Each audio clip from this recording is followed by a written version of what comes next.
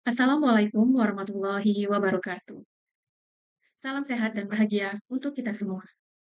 Pendidikan merupakan pintu peradaban dunia. Pintu tersebut akan terbuka dengan satu kunci, yaitu dengan mempunyai sosok guru yang peduli akan peradaban tersebut. Maka, kita sebagai pendidik harus membuka kunci tersebut dengan menerapkan, mengimplementasikan, dan mengenalkan teknologi kepada peserta didik dalam pembelajaran. Saat ini kami dari kelompok satu mengucapkan terima kasih kepada Ibu Widya MPD dan teman-teman seperjuangan PPG Calon Guru 2024 Universitas PGRI Silampari. Ini dari kelompok satu yang beranggotakan yaitu saya sendiri Tri Harliana, dan yang kedua yaitu Saudari Asri Dwita, yang ketiga yaitu Saudari Wulandari, dan yang keempat yaitu Saudara Ridu Herlansyah, dan yang kelima yaitu Saudari Adalia Muhar Priliana. Kami kelompok satu akan mempresentasikan hasil analisis video kegiatan pembelajaran yang dilaksanakan oleh guru yang tersedia di platform Merdeka Mengajar. Di sini kami menganalisis dua video. Yang pertama yaitu video satu mengenai pembelajaran matematika menyenangkan dengan memanfaatkan platform teknologi bersama Ibu Wis SMK Negeri 1 Payakumbuh. Berdasarkan pada video satu, platform yang digunakan yaitu yang pertama, Scan IT to Office. Di sini, Scan IT to Office digunakan untuk scan barcode untuk absensi atau daftar hadir peserta didik. Yang kedua yaitu Google Classroom sebagai media pembelajaran. Yang ketiga yaitu GameKit.com atau sebagai media evaluasi pembelajaran sambil ngegame.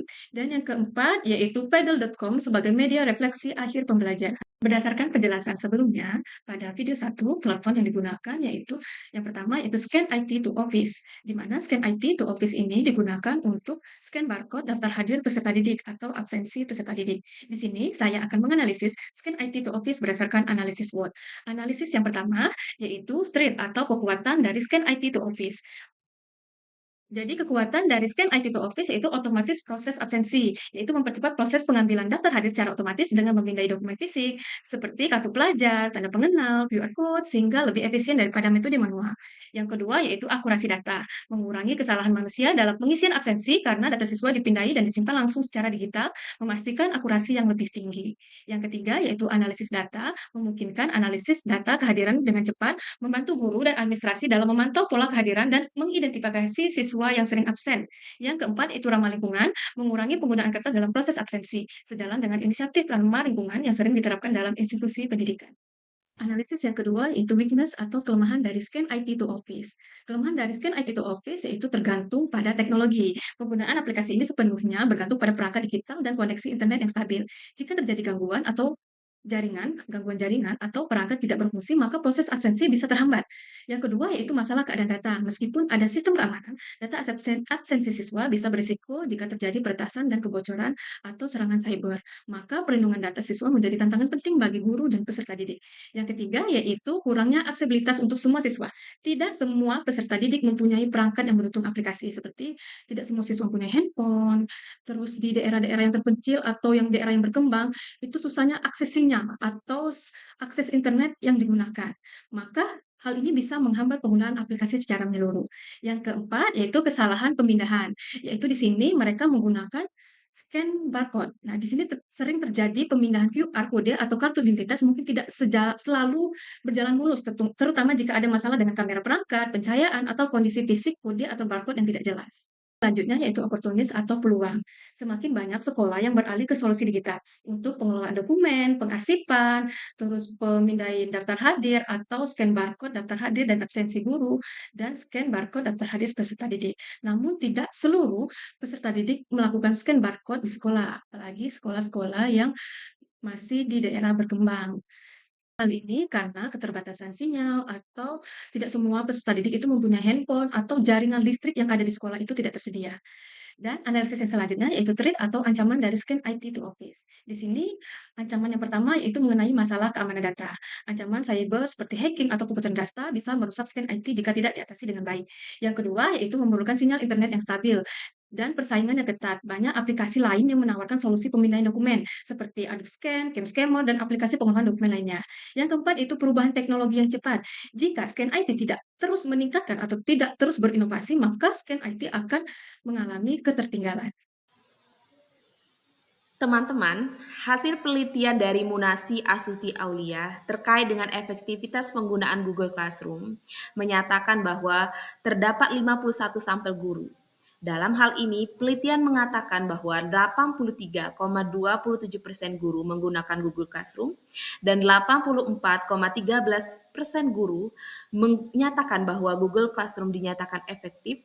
Dalam hal ini, penelitian menyatakan bahwa pembelajaran daring menggunakan Google Classroom membantu guru untuk menyampaikan materi dan pendistribusian tugas, serta diskusi antara guru dan siswa dapat terlaksana di Google Classroom ini.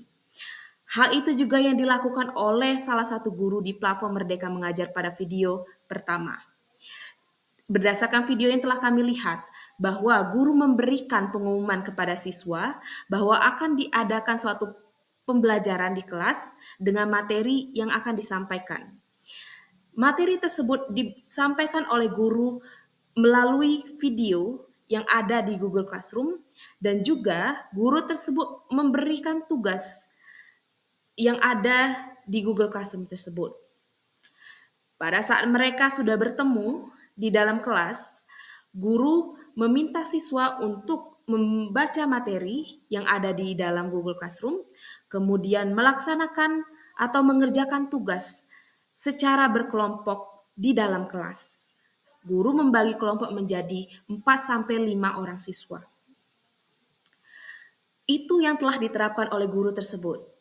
Berdasarkan hasil artikel yang telah kami baca oleh Halal, Hussein, dan Tlas tahun 2020 menyatakan bahwa terdapat kelebihan, kekurangan, peluang, dan juga ancaman dari penggunaan Google Classroom ini. Untuk yang pertama adalah kelebihannya. Kelebihan dari Google Classroom ini adalah cepat diakses. Seperti yang kita tahu, bahwa ketika kita sudah berada di zaman modern saat ini, untuk mengakses apapun bisa melalui internet. Jadi, ketika kita memiliki koneksi yang baik, kita dapat mengakses tugas, materi, apapun yang ada di Google Classroom dengan cepat. Yang kedua adalah dapat menyediakan video. Guru dapat memfasilitasi siswa yang memiliki gaya belajar audiovisual dengan memberikan video yang ada di Google Classroom tersebut. Yang ketiga, yaitu akses tugas cepat. Jadi ketika siswa diberikan tugas, siswa tersebut dapat dengan cepat mengaksesnya. Guru dapat menyampaikan kepada siswa melalui WhatsApp bahwa tugas terkait materi A, B, dan C sudah bisa diakses dan silakan dikerjakan. Yang ketiga adalah jadwal akses yang fleksibel. Siswa dan guru dapat menggunakan Google Classroom kapanpun, baik malam hari, siang hari, sore hari, kapanpun bisa digunakan. Selanjutnya, yaitu meningkatkan kemandirian siswa. Tentu saja dengan menggunakan Google Classroom ini, siswa bisa lebih mandiri karena mereka dapat diberikan fasilitas yaitu bisa melihat video, melihat materi, dan lain sebagainya yang sangat menunjang mereka untuk memahami materi secara mandiri. Namun, terdapat kelemahan dari Google Classroom ini. Yang pertama adalah perlu internet yang stabil. Tentu saja ketika internet tidak stabil, Google Classroom tidak dapat diakses. Yang kedua, yaitu memerlukan komputer atau laptop. Tidak semua guru dan tidak semua siswa itu memiliki laptop dan komputer, apalagi untuk yang berada di daerah pelosok. Tentu saja ini kurang cocok untuk guru-guru atau siswa-siswa yang berada di pelosok yang tidak memiliki komputer atau laptop. Kelemahan selanjutnya yaitu beberapa guru ataupun siswa belum mampu menggunakannya. Oleh karena itu, memang masih diperlukan pelatihan untuk di awal-awal kepada guru ataupun siswa tentang bagaimana cara untuk menggunakan Google Classroom ini. Selanjutnya adalah opportunity. Opportunity itu adalah peluang. Peluang dari penggunaan Google Classroom ini adalah tentu integrasi daring dan luring. Jadi guru dapat memberikan pembelajaran secara daring dan luring. Seperti pada video tadi, guru memberikan tugas, memberikan materi, sudah diberikan di Google Classroom. yang nantinya akan dibahas di kelas oleh guru tersebut. Yang kedua, yaitu pembelajaran jarak jauh. Tentu saja ini adalah peluang bahwa aplikasi atau Google Classroom ini dapat digunakan untuk pembelajaran jarak jauh. Siswa dapat mengakses tugas, video, materi, dan apapun itu melalui di rumah mereka. Jadi tidak harus di sekolah. Selanjutnya yaitu membantu siswa disabilitas belajar. Masuk disabilitas belajar di sini adalah siswa-siswa yang memiliki keterlambatan dalam menyerap informasi. Oleh karena itu, dengan penggunaan media Google Classroom ini, guru dapat memberikan video, memberikan materi yang dapat diakses oleh siswa. Siswa yang memiliki keterlambatan dalam proses berpikir dapat mengulang-ulang video atau mengulang-ulang materi yang ingin disampaikan oleh guru melalui Google Classroom. Yang selanjutnya yaitu meningkatkan keahlian guru dalam penggunaan teknologi.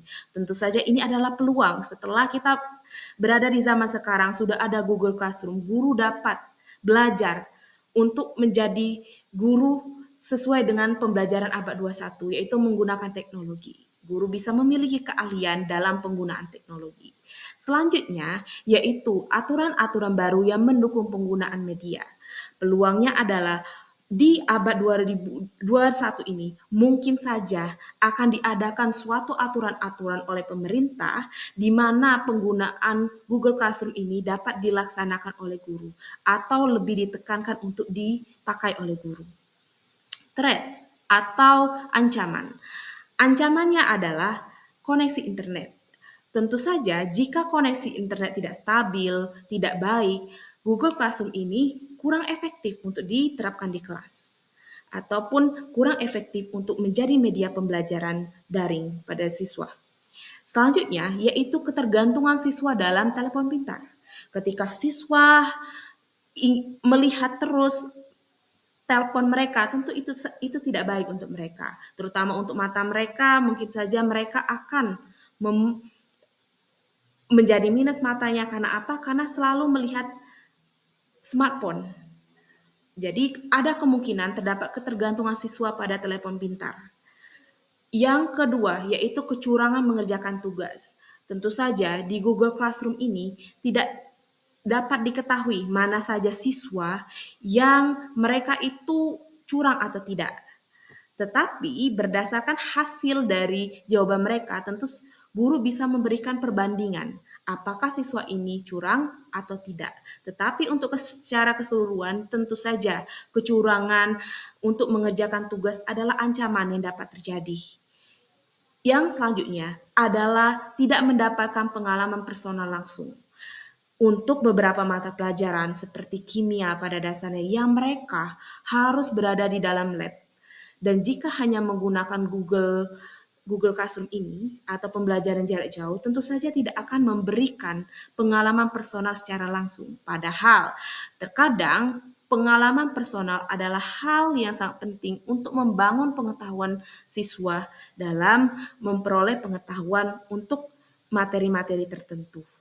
Selanjutnya, kita akan menyaksikan media pembelajaran yang akan disampaikan oleh teman saya.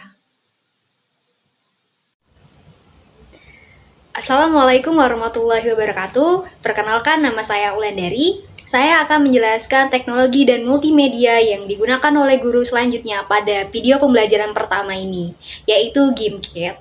GameKit sendiri adalah platform digital yang berbasis game yang dapat digunakan dalam pembelajaran untuk membuat peserta didik menjadi aktif, kreatif, interaktif, dan menyenangkan. Nah, dalam video pembelajaran ini, GameKit digunakan oleh guru untuk asesmen atau evaluasi dari kegiatan pembelajaran. Untuk lebih lanjut, terkait dengan potensi dan juga tantangan dari GameKit itu, marilah kita bahas bersama pemaparan dari saya terkait dengan analisis SWOT dari GameKit ini. Yang bagian pertama itu adalah S, strength atau kekuatan. Strength dari GameKit ini yang pertama itu adalah interaktif dan menyenangkan. Nah, dengan GameKit, pembelajaran menjadi lebih menyenangkan dan juga interaktif. Terlihat dari video pembelajaran, peserta didik antusias dan juga semangat untuk mengikuti pembelajaran yang diberikan oleh guru. Kemudian yang kedua, itu adalah umpan balik yang instan. Nah, dari penyelesaian atau mengikuti GameKit ini, siswa dapat mengetahui hasil yang mereka peroleh secara instan karena penilaiannya secara otomatis dengan menggunakan GameKit ini. Yang ketiga itu adalah fleksibilitas. Nah, artinya fleksibel. Guru dapat menggunakan GameKit ini dengan berbagai tingkatan kelas ataupun berbagai mata pelajaran. Nah, selain itu, pengaksesan dari GameKit itu sendiri bisa digunakan di smartphone, di laptop, kemudian di komputer. Nah, yang keempat itu adalah kompetitif. Karena ini adalah berbasis GameKit, maka secara tidak langsung membuat siswa itu bersaing, berkompetisi untuk menjadi pemenang. Karena GameKit itu tujuannya untuk menjadi pemenang dengan menjawab pertanyaan-pertanyaan soal yang paling banyak benar. Nah, selanjutnya itu yang kelima adalah personalization. Artinya guru dapat memberikan kebutuhan ataupun sesuai dengan karakteristik dari siswa. Nah, yang keenam itu adalah kit kolaborasi. Nah, artinya di dalam bermain atau dalam belajar GameKit ini dapat terjadi kolaborasi baik antara siswa dengan siswa, antara guru dengan siswa, di mana sebagai kolaborator dapat memberikan atau melihat yang terjadi pada kontribusi. Nah, yang ketujuh itu adalah asesmen formatif. Seperti yang digunakan oleh guru pada video pembelajaran pertama ini yang digunakan sebagai asesmen formatif. Artinya dia ingin menggunakan GameKit ini untuk bahan evaluasi dari pembelajaran yang telah dilaksanakan. Selanjutnya itu adalah weakness atau kelemahan. Nah, kelemahan dari GameKit ini yang pertama itu adalah ketergantungan teknologi. Seperti yang kita tahu bahwa GameKit ini adalah platform digital yang membutuhkan akses internet yang stabil dan juga perangkat elektronik yang memadai. Kemudian di beberapa daerah juga tidak dapat mengakses GameKit ini sehingga diperlukan aplikasi tambahan seperti VPN. Nah, yang kedua itu kelemahannya adalah kurang mendalam.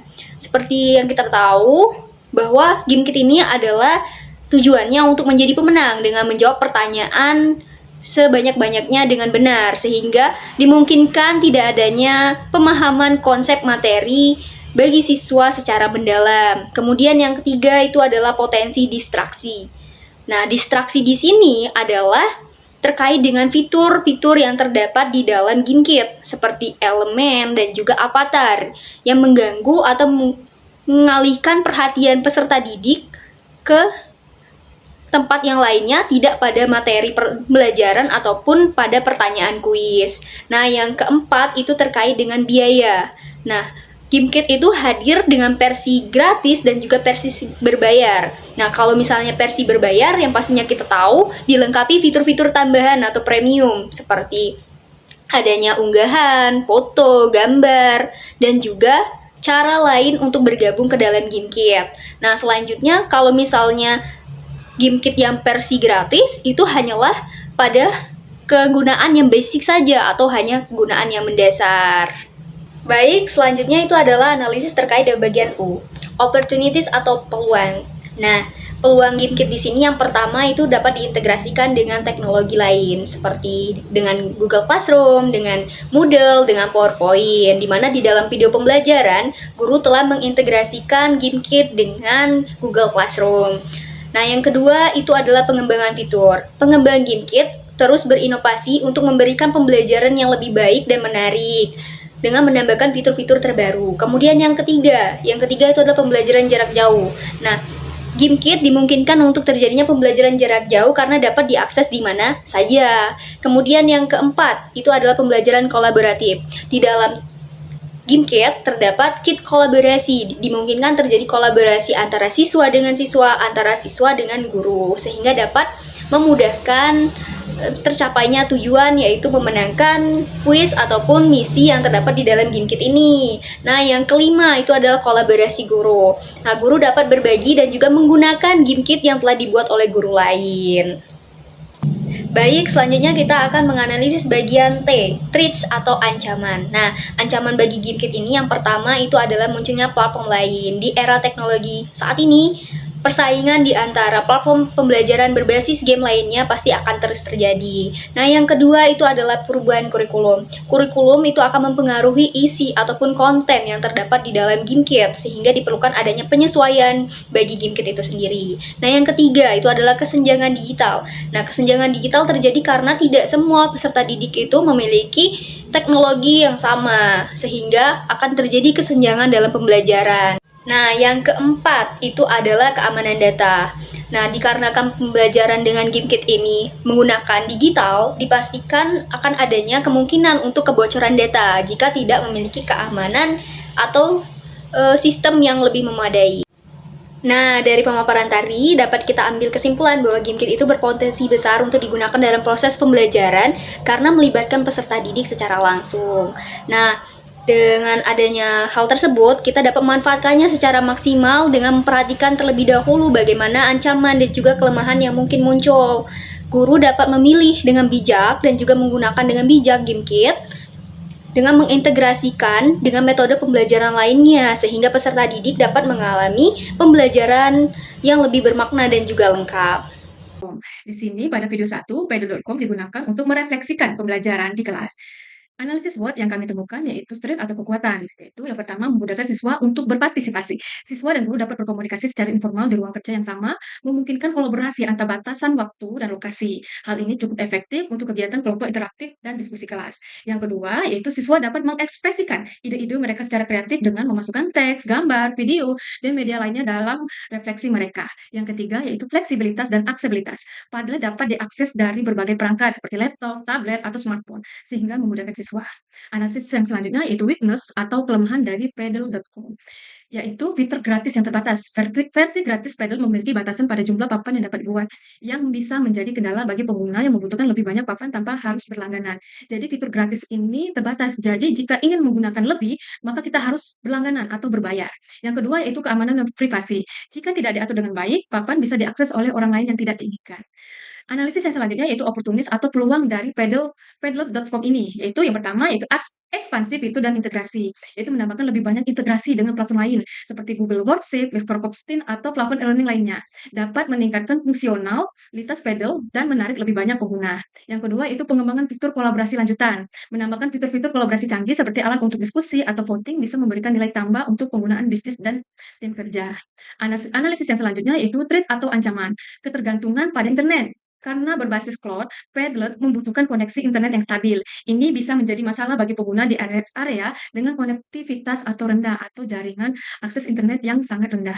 Yang kedua itu perubahan kebijakan harga. Jika Padlet meningkatkan harga untuk paket premiumnya atau mengurangi fitur gratisnya, maka ini menyebabkan pengguna berpindah ke platform lain yang lebih terjangkau. Yang ketiga yaitu masalah ekonomi dan privasi. Resiko peretasan dan pelanggaran privasi, data bisa merusak reputasi Padlet jika tidak dikelola dengan baik, terutama ketika digunakan di institusi pendidikan yang melibatkan data sensitif.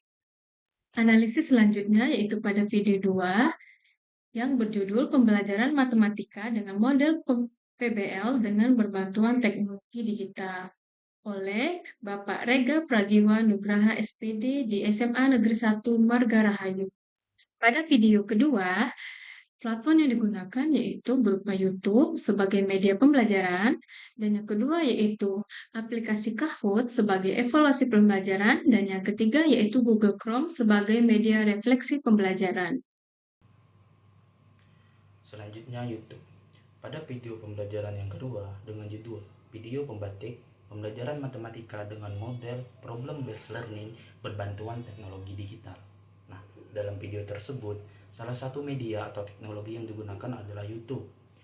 Nah, penggunaan YouTube itu dilakukan pada saat kegiatan inti, di mana peserta didik melakukan scan barcode, kemudian akan dialihkan kepada video pembelajaran dari YouTube, yaitu video pembelajaran fungsi inverse.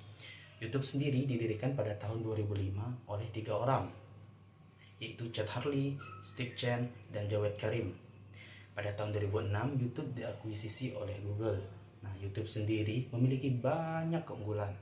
Nah, terkait hal tersebut, di sini saya akan melakukan analisis SWOT terhadap YouTube. Strength. atau kekuatan dari YouTube. Yang pertama itu tidak berbayar. Nah, di mana pengguna dapat menggunakan YouTube tanpa harus melakukan pembelian.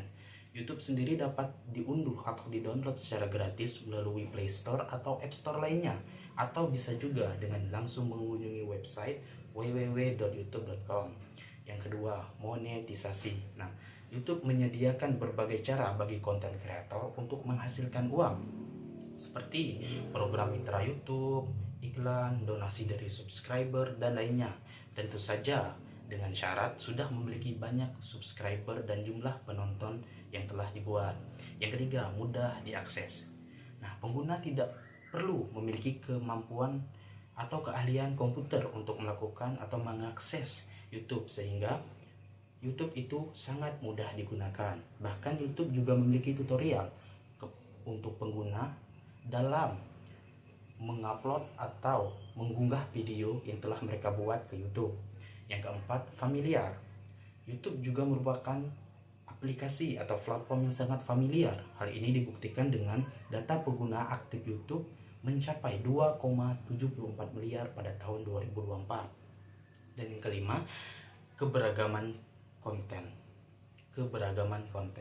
YouTube menawarkan berbagai jenis konten, mulai dari video musik, tutorial, vlog, hingga konten pendidikan. YouTube juga memberikan fitur-fitur tambahan bagi pengguna.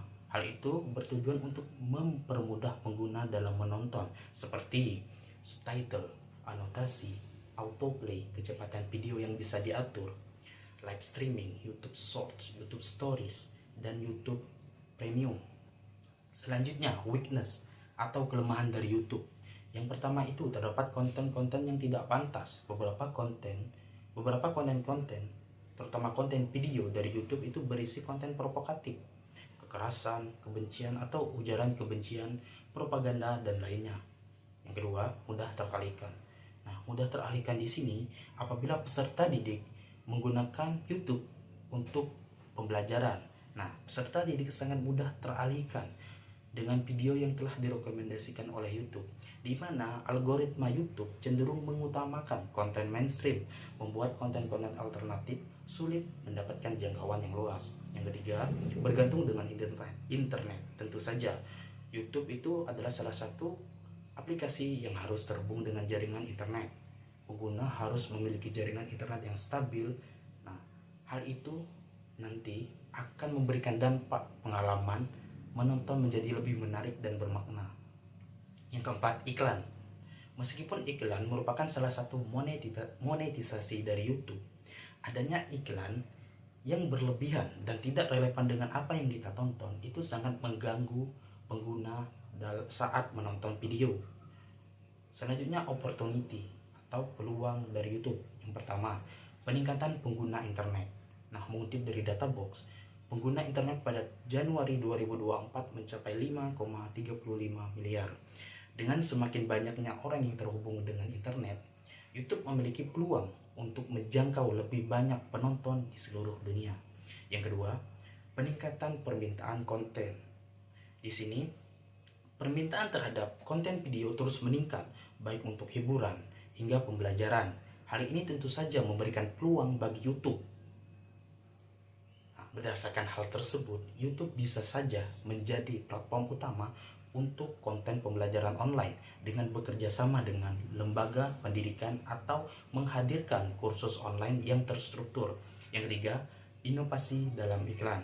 YouTube dapat terus inovatif dalam menyajikan iklan yang lebih menarik dan relevan, bentuk yang tidak mengganggu pengalaman menonton pengguna. Misalnya nih, saat pengguna sedang menonton video pembelajaran, YouTube bisa menyisipkan iklan yang relevan seperti layanan ruang guru, Brandly, dan Grammar.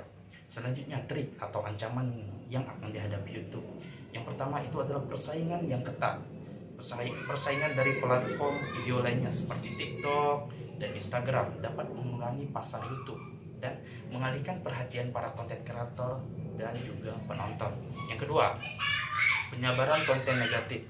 Perkembangan teknologi dan akses yang semakin mudah dapat mempercepat penyebaran konten yang tidak pantas. Salah satunya konten hoax yang bisa dengan sangat mudah dan bisa sangat mudah diakses di YouTube. Hal ini tentu saja akan merugikan dan tidak etis di YouTube. Yang ketiga, perubahan algoritma. YouTube harus berhati-hati dalam mengubah algoritma rekomendasi dikarenakan untuk menghindari dampak negatif pada pengalaman pengguna dan konten kreator. Contohnya saja yang sering saya alami, yaitu saat saya ingin menonton siaran ulang sepak bola, akan tetapi algoritma YouTube sering mengaitkan atau sering merekomendasikan situs judi online. Nah, mungkin itu saja analisis SWOT dari saya.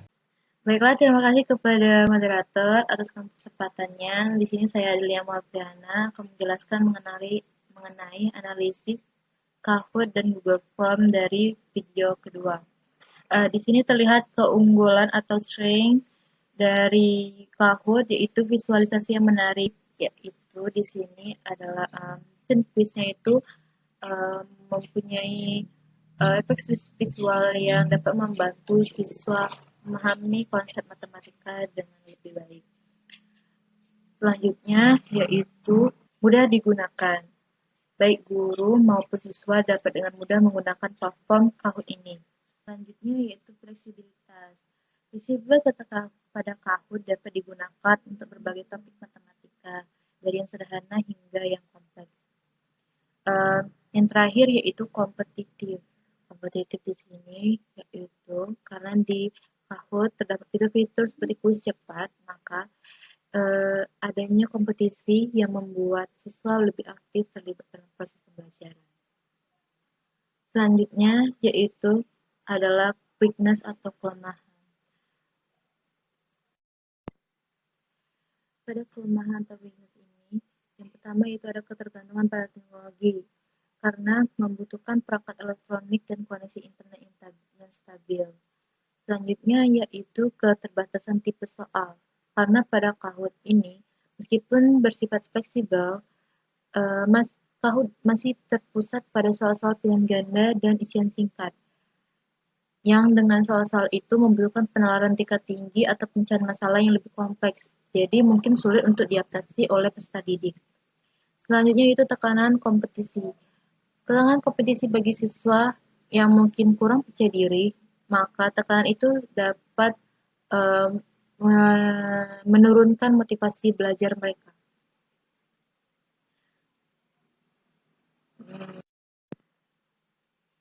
Selanjutnya pada peluang atau opportunity pada Kahoot, yaitu yang pertama yaitu fitur kolaborasi.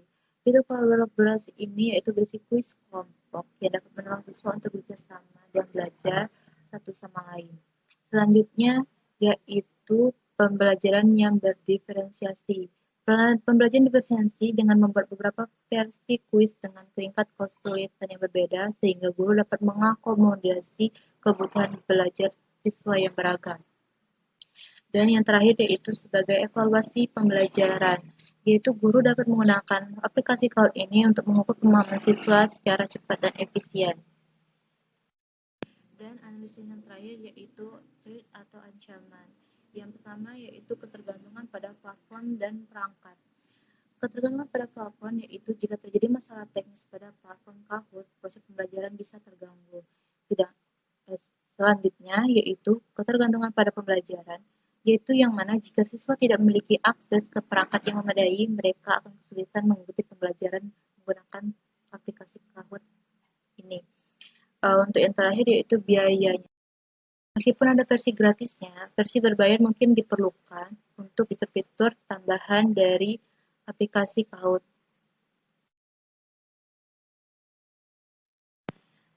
Baiklah, selanjutnya yaitu adalah analisis pada Google Form. Yang pertama yaitu kekuatan atau strength. Di sana terdapat fleksibilitas, kemudahan penggunaan, umpan balik instan, efisien waktu, dan kustomisasi. Yang pertama yaitu fleksibilitas. Fleksibilitas pada Google Form dapat digunakan untuk berbagai jenis penilaian, seperti kuis dengan pilihan ganda, isian singkat, hingga soal esai. Ini memungkinkan guru untuk membuat soal yang sesuai dengan berbagai tingkat kesulitan dan konsep matematika. Yang kedua yaitu kemudahan penggunaan, yaitu di sini itu baik guru maupun siswa dapat dengan mudah membuat dan mengisi formulir. antarmuka yang intuitif, membuat proses pembuatan soal dan pengumpulan jawaban menjadi lebih efisien. Yang ketiga yaitu umpan balik instan, yang dimana guru dapat dengan cepat melihat hasil kuis dan menganalisis kinerja siswa. Yang keempat yaitu efisiensi waktu. Pada Google Form, di sini kita dapat menghemat waktu dalam hal pembuatan soal, pengumpulan jawaban, dan penilaian. Jadi, guru tidak perlu lagi mereview jawaban secara manual. Yang terakhir yaitu kustomisasi. Pada Google Form ini dapat disesuaikan dengan kebutuhan pembelajarannya spesifik, yaitu guru dapat menambahkan gambar, video, atau bahkan rumus matematika ke dalam soal. Yang kedua yaitu pada siswa yaitu weakness atau kelemahannya. Dari video sini itu yang pertama, kurang interaktif untuk konsep abstrak. Karena yang kita tahu mungkin konsep matematika ada yang lebih abstrak, yang mungkin sulit divisualisasi dan dijelaskan secara efektif melalui Google Form ini. Yang kedua yaitu ketergantungan pada teknologi. Kenapa? Karena penggunaan Google Form ini memerlukan akses internet dan perangkat yang memadai. Hal ini menjadi kendala bagi peserta didik yang tidak memiliki perangkat yang memadai tersebut. Yang terakhir yaitu potensi kecurangan, yaitu peserta didik dapat dengan mudah mencari jawaban di internet atau bekerjasama dengan teman selama mengerjakan kuis online pada Google Form. Analisis SWOT pada Google Form yang ketiga yaitu opportunities atau peluang. Pertama yaitu pembelajaran jarak jauh, yang mana Google Form dapat digunakan dalam pembelajaran jarak jauh dengan guru mengirimkan tugas dan kuis kepada peserta didik, dan peserta didik dapat dimanapun mengerjakan tugasnya. Yang kedua yaitu pembelajaran berdiferensiasi, karena pada Google Form ini memungkinkan guru untuk membuat soal yang disesuaikan dengan kebutuhan individu peserta didik. Yang ketiga yaitu kolaborasi, yaitu di mana guru dapat menggunakan Google Form untuk membuat tugas kelompok. Yang terakhir yaitu analisis data. Data yang diperoleh dari Google Form dapat digunakan untuk menganalisis kinerja siswa secara keseluruhan dan mengidentifikasi hal mana yang perlu ditingkatkan dalam pembelajaran. Baiklah, yang terakhir yaitu analisis SWOT pada Google Form yang keempat yaitu ancaman atau threat. Yang pertama yaitu perubahan teknologi, yang mana Google Form mungkin saja mengalami perubahan fitur, penggunaan aplikasi-aplikasi yang baru. Jadi guru perlu mempersiapkan dan beradaptasi lagi dengan alat-alat pembelajaran yang lainnya. Yang terakhir yaitu keamanan data. Itu dengan memastikan siswa sudah terlindungi dengan pengaturan privasi pada akun-akun Google Form-nya agar terhindar dari penyebaran data. Baiklah, itu saja penjelasan analisis SWOT pada Kahoot dan Google Form di video pembelajaran yang kedua. Selanjutnya saya kembalikan lagi ke Teman-teman, dari video 1, kita sudah mengetahui bahwa guru sudah menggunakan berbagai teknologi pembelajaran yang bervariatif. Di awal pembelajaran, guru sudah menggunakan scan IT yang mempermudahkannya untuk melakukan absensi. Yang kedua, guru juga menggunakan Google Classroom. Google Classroom ini mempermudah siswa untuk mengakses LKPD dan materi untuk kegiatan belajar di kelas. Dalam hal ini, pembelajaran yang dilakukan adalah pembelajaran berkelompok di kelas. Selanjutnya, penggunaan GameKit itu merupakan strategi guru agar membuat pembelajaran menjadi menyenangkan, sehingga siswa termotivasi dan terlibat aktif dalam proses pembelajaran. Terlihat dalam video pembelajaran bahwa siswa sangat antusias dalam mengikuti proses pembelajaran menggunakan GameKit. Di akhir pembelajaran, Padlet sangat membantu guru dalam menghimpun refleksi pembelajaran berupa saran dan kritik perbaikan pembelajaran. Selanjutnya, kesimpulan dari video pembelajaran kedua dengan tema pembelajaran matematika model problem-based learning dengan memanfaatkan teknologi digital. Teknologi digital yang digunakan guru dalam pembelajaran berupa media visual dan media audiovisual dengan memanfaatkan platform seperti YouTube sebagai media pembelajaran yang digunakan pada kegiatan inti, Kahoot, pembelajaran berbasis game yang digunakan sebagai asesmen formatif, dan yang terakhir adalah Google Form sebagai media refleksi pembelajaran. Mungkin itu saja kesimpulan dari video pembelajaran yang kedua. Terima kasih. Baiklah, terima kasih kepada teman-teman semua. Itulah tadi penjelasan dari analisis kami mengenai video kegiatan pembelajaran yang dilaksanakan oleh guru yang tersedia di platform Merdeka Belajar. Di sini yang kami analisis adalah media yang digunakan pada video tersebut. Dan itu saja, apabila ada kata-kata yang salah, kami mohon maaf, kepada Allah kami mohon ampun.